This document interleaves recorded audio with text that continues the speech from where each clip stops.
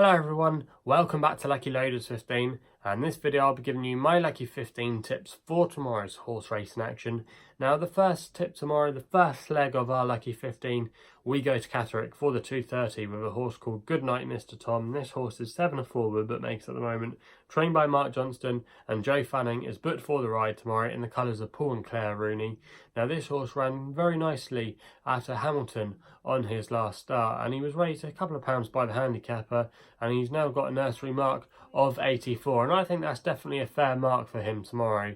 And I think even though there are a few handy rivals in the race, he's probably the one with the most solid profile. Also as well, he won the race from the front last time out at Hamilton. He's drawn in stall 4 tomorrow, so he can definitely get a good position in the race, get to the front, and if he does so, I think he could be very hard to pass. And for me, he's going to be our opening leg on our Lucky 15 tomorrow.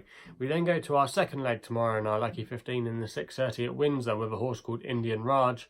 Now this horse is 9 forward but makes at the moment, and is trained by Stuart Williams, and Oisin Murphy is booked for the ride. Now this combination have been very good, and Stuart Williams has been good to Oisin to provide him with quite a few winners in his bid for the jockey's title. Now Indian Raj won at Sandown on his last start, and he's quite lightly raced for a 5-year-old, and he was raised £3 by the handicapper for that win. If you actually go back to his run in a claimer at Yarmouth in July, that's worked out reasonably well. You had Roushus, who won that day, who ran a blinder in the Stewards Cup at Goodwood a couple of weeks ago. Also as well, you go through the likes of Heartstopper and Musica, who are really good horses. They're rated better in the weights anyway with Indian Raj.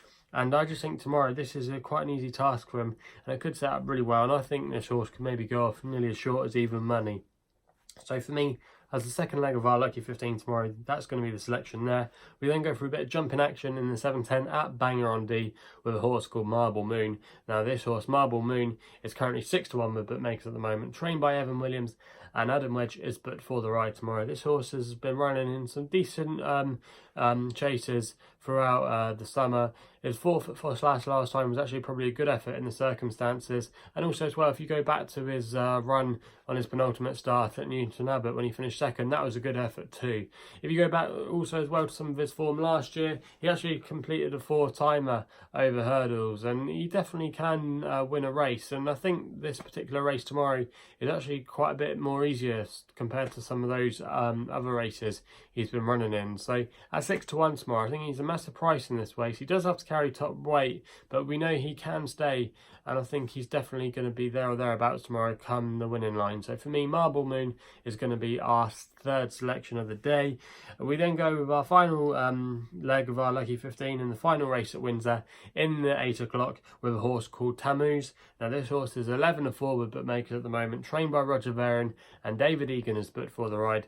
This particular horse finished third in his last start at Newbury behind a horse called Richie Valance. Now Richie Valance ran at the weekend at Newbury and he finished in second place, and that was a good effort, so the form has been boosted somewhat. Also as well, this horse does appear to have a progressive profile. He was actually raised £3 by the handicapper for that run at Newbury. He's off a mark of 79, and I think he's definitely the one that is going to probably be taking a step forward. He gets the 3-year-old allowance as well, which would be handy in this race. And I think tomorrow, if you can still get the 11-4, which was currently available at the time of recording, I think that's a good price to end things off. So they're the Lucky 15 tips for tomorrow's horse racing action. If you haven't done so already, please hit the subscribe button for more videos here on my YouTube channel at Lucky15. You can also follow me on Twitter as well, using my handle at Lucky15. Also as well, for other links to my work, check out the Punters Page YouTube channel where I've got more tips over there. And that's all I've got to say, so please gamble responsibly. Hopefully we can have some winners tomorrow. I will be seeing you soon.